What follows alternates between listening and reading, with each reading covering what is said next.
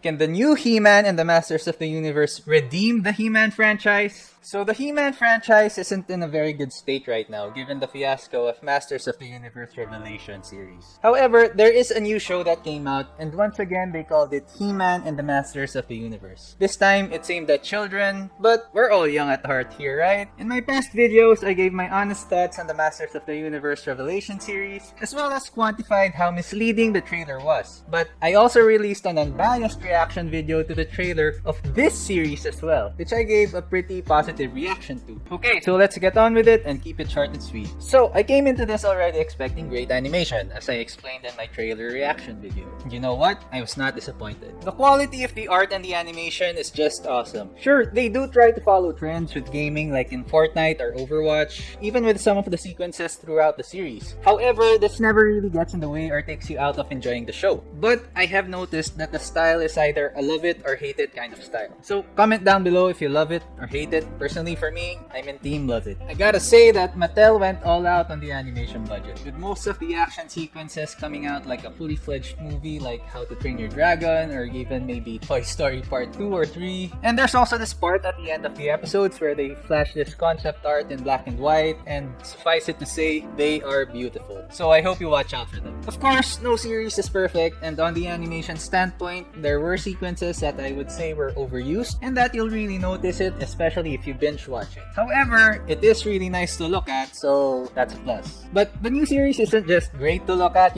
it's also nice to listen to, given that the writing and the dialogue is actually pretty good. Usually for a Netflix show, I don't expect much from the dialogue. However, I was pleasantly surprised with this one. We got the one-liners and puns from the classics. It's better than Masters of the Universe Revelation could ever have. And that just shows that the creators of this series understood and had much more love for the classic series than Kevin Smith had. They were actually funny and not out of place. If you're watching this with your kid, I'm pretty sure that you'll find that you'll both enjoy the jokes throughout the series, and that they do just the right amount of fourth wall breaking that doesn't seem forced or tacky. And as for the story, well, it was simple, which is good. It never wanders into pretentiousness, and it never becomes convoluted.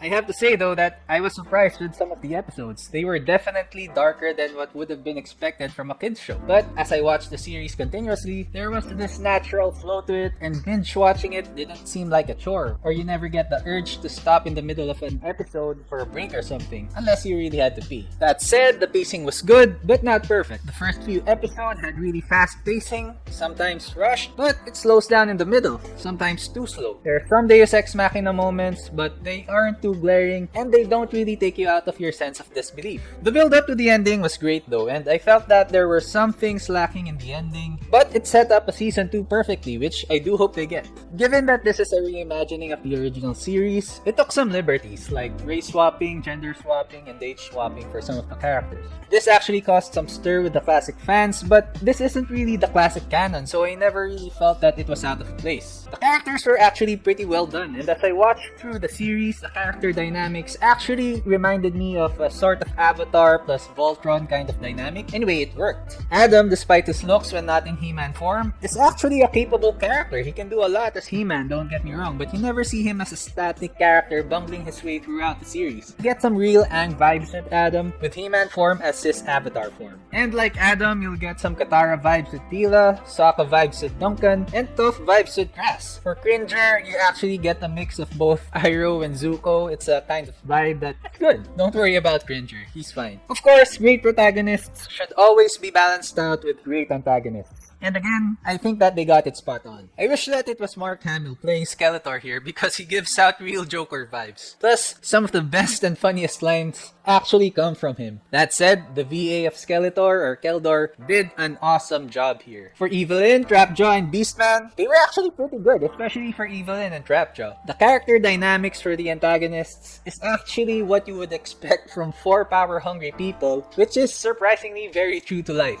So as with the character dynamics, fantasy fans will definitely be able to spot more of the tropes and references that they took something from. The world building is surprisingly solid, especially for kids show. In fact, it does much better than Masters of the Universe Revelation. There's this part in the series where we first get to see Snake Mountain, and it was executed in such a way that brought more depth to the world that wasn't forced. There were info dumps, but they were executed in a way that felt natural. It was like being distributed in a normal conversation, or when it actually mattered, like when they actually asked for information. Overall, the execution of the series was great. If you're looking for a series that the young at heart can enjoy, or have your children or nephews enter and actually enjoy the fantasy genre, I think that the series is a great start. I hope this series gets to erase the stigma that is Masters of the Universe Revelation, and here's hoping for a season 2. If you found any value in my video or perspective, please like and subscribe. It'll do wonders for spreading the channel, as well as promote some positivity in the fantasy community.